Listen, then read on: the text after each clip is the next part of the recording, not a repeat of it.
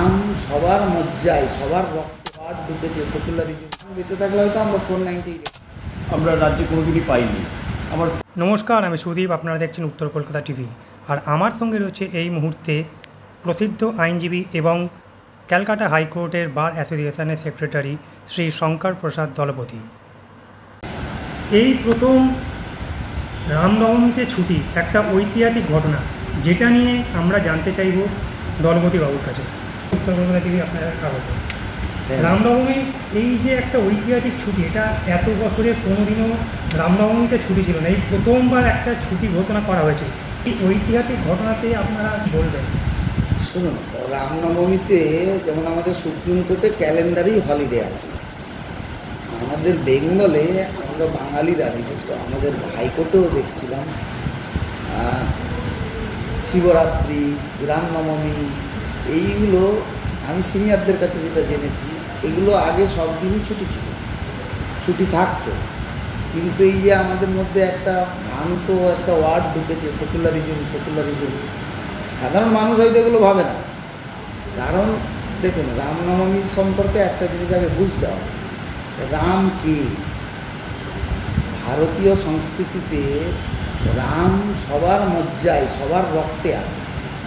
রাম আমাদের আদর্শ, রাম আমাদের, সেই জন্য বলা হয় পুরুষোত্তম। রামকে ফলো করেই ভারতবর্ষের কালচার চলে। আসলে সেই কালচার তো ধীরে ধীরে চলে যাচ্ছিল, কিন্তু সুপ্রিম কোর্ট দেখুন, সুপ্রিম কোর্টের রামনবমীতে ক্যালেন্ডারে হলিডে আছে।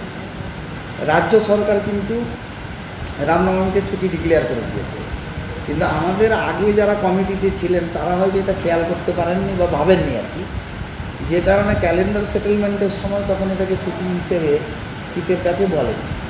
But I am grateful to our chief justice. আমার চিঠি পাওয়ার পরে উনি ওটা কনসিডার করেছেন এবং 17 তারিখ ছুটি ডিক্লেয়ার করেছেন। এই রামনবমীর যে ছুটি, এই ছুটিটা মানে এত বছরে হয়নি। এমনকি আমাদের রাজ্য সরকার 12 বছর সরকার চলছে, 12 বছরে রাজ্য সরকারের এই বছর প্রথমবার এই ছুটিটা ডিক্লেয়ার করবে। তো এতে আপনারা কতটা খুশি এবং আপনারা এটা নিয়ে কী মানে বলতে চাইছেন? খুশি না, আমি আপনাকে একটা কথা বলি, 1 মিনিট এক্সট্রা সময় লাগবে। দেখবেন যেমন আমাদের গীতা, লোকে কি বলে যে গীতা শ্রীকৃষ্ণের মুখনিসৃত বাণী, মুখ দিয়েই বেরিয়েছে, বিশেষ সন্দেহ নয়। আসলে বেদ উপনিষদ যেটা আমাদের ভারতীয় সংস্কৃতিতে চলত, সেইটা দিনে দিনে মানুষের মনের আড়ালে চলে যাচ্ছিল। হানাহানি, কাটাকাটি, হিংসা, বিদ্বেষ, লোভ, এইসব জিনিস বাড়তে চলছিল। যখন সমাজ একদম অবক্ষয়ের মুখে, তখন শ্রীকৃষ্ণ অবতার রূপে জন্মে আবার সেই যে গীতা মানে বেদ উপনিষদের যে জিনিস, উনি আবার সমাজে প্রচলন করলেন, যাতে মানুষ সমাজ সুশৃঙ্খলভাবে সুন্দরভাবে সমাজ চলতে পারে। ঠিক এই রামনবমী যা জিনিস আছে, এইগুলো মানুষের মনের অন্তরালে ধীরে ধীরে চলে যাচ্ছিল। এখন সারা ভারতবর্ষে একটা জাগরণ আসছে, যে লোকে নিজেকে বুঝতে পারছে। যেমন জানেন তো, আমাদের সনাতন ধর্মের সবসময় বলছে, কৃষ্ণ বলছে, আগে কাকে জানতে হবে? নিজেকে। খালি জিজ্ঞেস করো আমি কে, আমি কোথা থেকে এসেছি, আমার অস্তিত্ব কোথায়, আমার অরিজিন কোথায়।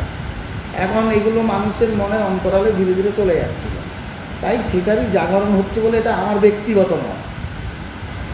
আমার সঙ্গে এই মুহূর্তে রয়েছেন এই রামনবমী এই যে ঐতিহাসিক ছুটি, এর সঙ্গে যুক্ত আরেকজন ব্যক্তি রয়েছেন যার অবদান এই ছুটির পিছনে অনেকটাই। তিনি হলেন বিপ্লব বরণ বিশ্বাস, তিনি হলেন প্রেসিডেন্ট সরকারি কর্মচারী পরিষদের হাইকোর্ট ইউনিটে। তো তার সঙ্গে একটু পরিচয় করবো। বিপ্লববাবু, উত্তর কলকাতা টিভিতে আপনাকে স্বাগত।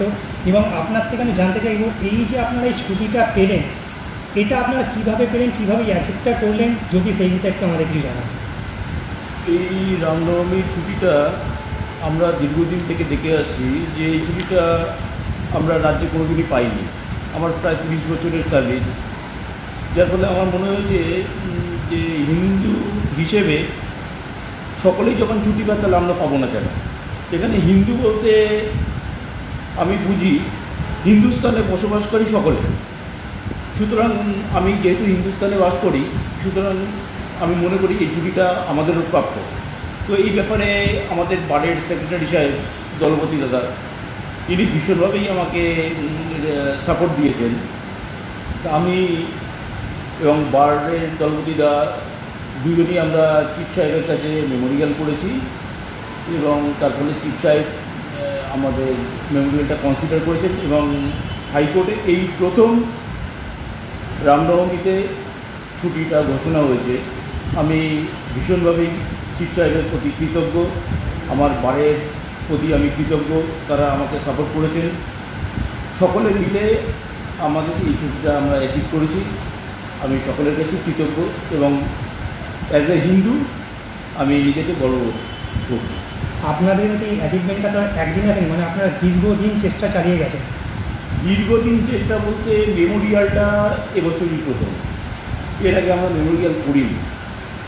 মানে প্রথম চেষ্টাতেই আপনারা সফল, এটাও তো একটা অনেক বড় অ্যাচিভমেন্ট আপনাদের। বলতে না, চেষ্টা বলতে মেমোরিয়ালটা প্রথম, কিন্তু চেষ্টা যে ছিল না তা না। আমরা বরাবরই চেয়েছিলাম যে রামনবমীতে ছুটিটা আসুক, কিন্তু আসছিল না বিভিন্ন কারণে। কিন্তু মেমোরিয়ালটা এবছরই প্রথম এবং এই মেমোরিয়ালটা সত্যি কথা বলতে আমার মেমোরিয়ালের উপর হয়েছে এরকম কিছু ব্যাপার না।